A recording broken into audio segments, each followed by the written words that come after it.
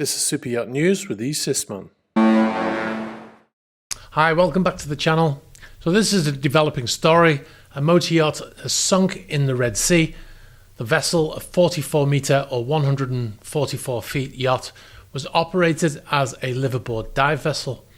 Now the yacht's name is MY Sea Story and was sailing with 31 guests and allegedly 14 crew when she got into trouble. The distress call was received by authorities and then contact with the vessel was lost shortly after. The vessel was in the Red Sea at the time, south of Marsa Alam. The search and rescue was scrambled from a nearby port and they headed to the last known location. Now, according to reports, 28 people have been recovered by rescuers near to that location where the distress was received, like I said, in Marsa Alam. Now, it's a very popular diving resort for this kind of vessels. There's a lot of these vessels in the area. Some of those rescues were airlifted to medical treatment. There are currently 17 people missing as authorities continue to search. Now, there's no word on if the people missing are crew or a mixture of crew and guests, or whether the guests have all been recovered. Also, the guests are mixed nationalities. Now, warnings for rough weather had been issued in the area over the weekend, and the vessel went missing in the early hours of Monday morning today. The governor of the Red Sea region, Amir Hanfi, said that there were 31 guests or tourists who were all divers, like I said, from various nationalities. He said they received a distress call from the vessel shortly before dawn today, which the vessel had just left for a 5-day diving cruise. It's not currently clear what caused the vessel to sink, but it's believed the vessel sank in rough weather. Now, the details of the exact yacht are not currently known, but the name of the vessel, Sea Story, relates to a website called liveaboard.com that has this vessel listed as a vessel that you can book a cruise on. So we believe that it is the same vessel. The motor yacht is registered in Safaga in Egypt and was built in 2022, so only 2 years old. Now, the yacht does not appear to have been built to any international codes and does not appear to have been registered with the IMO, for instance, nor does the vessel seem to have an AIS, although it would be required to if it was in any sort of class, because it's a 45-metre vessel and it's a passenger vessel, so it would be required to have AIS. We couldn't find any trace of it. Now, the safety equipment on board, based on the operator's website, seems to suggest the vessel was not equipped with the correct number of life rafts. The website says that the vessel has 2 life rafts, each with a maximum capacity of 25 people. However, the vessel can carry 45 people and therefore should have had at least 4 of those life rafts, 2 on each side of the vessel. So a vessel that's registered, that's in a class state, would be required to have enough life rafts on each side of the vessel for everybody on board, which this vessel appears to not have. The website also lists the communications available on board, just as VHF radio with DSC and an EPIRB. There's no mention of AIS or satellite communications. However, the photos of the vessel show 2 VSAT antennas. Now, we couldn't find any listing for the vessel on the International Maritime Organization's website. Now, the website also states, this is the operator's website, states that the vessel has a crew of 12, which includes a captain, an engineer, 2 chefs, 2 waiters, and 6 sailors. However, like I said, the reports are saying that there are 14 crew on board. So we don't know if the report says 14, so we'll go with 14. But like I said, the operator's website said it's a crew of 12. Like I said, we can't be 100% certain it's the same vessel, but we believe it is based on what the website has done today. What do I mean by that? Well, they've actually removed that vessel from their website, so you can no longer go to that webpage.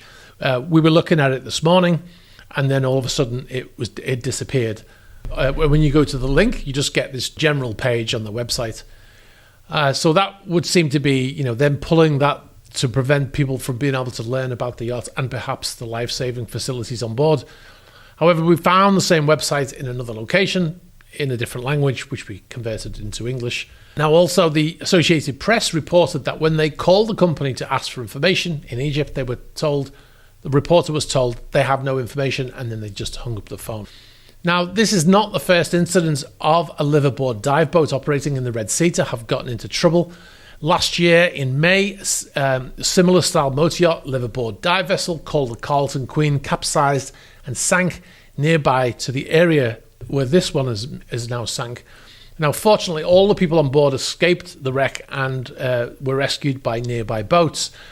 Just 1 month after that, another vessel, MV Hurricane, sank while sailing just south of Marsa Alam, and it caught fire, this one, and sank. Now, there were 15 British divers on board and 9 crew, and 3 of the divers who were missing after the incident were later confirmed to have died on board in the fire. What I would say about this is that we've looked at every yacht on that website, and none of the yachts appear to have been registered to any class. So I would be very dubious about going on any of these vessels, because obviously they're not being built to any sort of standards that requires firefighting equipment or safety equipment.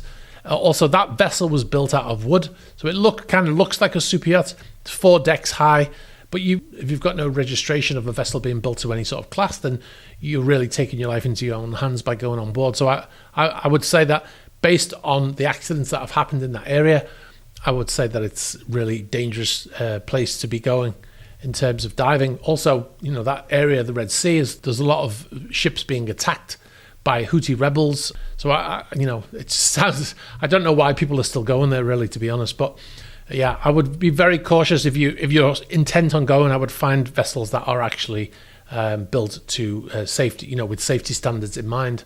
All right, we'll move on to our next story. And the UK-based luxury yacht manufacturer Sunseeker has been fined almost £400,000 or $504,000 for importing illegal teak wood in violation of UK timber regulations. Now, according to papers filed in the Crown Court in Bournemouth, the case is the first of its kind under UK timber regulations to fine a manufacturer. I think what they mean by that is that before we had EU regulations, and because we've now left the EU, we have our own UK regulations in place. I think that's what they mean. Manufacturer pled guilty to the charges. They received a £240,000 fine, confiscation order of almost £70,000, and Sunseeker also had to pay £51,000 in prosecution costs. Now, Myanmar has been placed on the sanctions list in the UK, effectively barring imported timber from that country. Now, Sunseeker is not the first yacht manufacturer to have received illegal wood from Myanmar, it would appear, based on an article on a Dutch website called NRC. They reported that the Dutch yacht manufacturer Ocean Co. received wood illegally imported into the European Union via the Czech Republic. The report suggests that Ocean Co. used the wood imported through these means on a number of yachts built around 2019. One such yacht that was being built at the time was sailing yacht Koru, the yacht obviously now owned by Jeff Bezos. The 127-metre sailing yacht is the largest fully fledged sailing yacht in the world, privately owned, and comes complete with teak decks. This is the wood that's being imported, the teak, possibly made from wood illegally imported at the time. They were not able to confirm that the wood was actually put onto that yacht, but they were only building a small number of yachts at the time. Another one of those yachts being built at the time was Steven Spielberg's yacht, now named Seven Seas. Now, according to the Dutch article, one of the companies involved in supplying the wood at the time was the US company Teak Decking Systems, which was commissioned to supply ship deck to Ocean Co.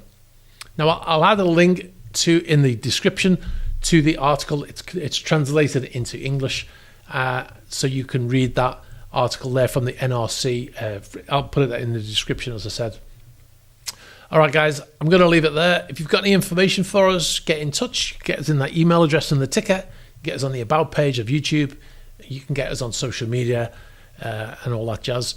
You can also get us on Threema, which is an anonymous app for sending messages. And don't forget to like this video. Very important for the algorithm. Hit the subscribe button. Hit the bell for future notifications. All right, guys, thanks for watching. I'll catch up with you soon. We'll obviously bring you more on that story. The developing story about the yacht sinking in Egypt. All right, guys. Bye-bye.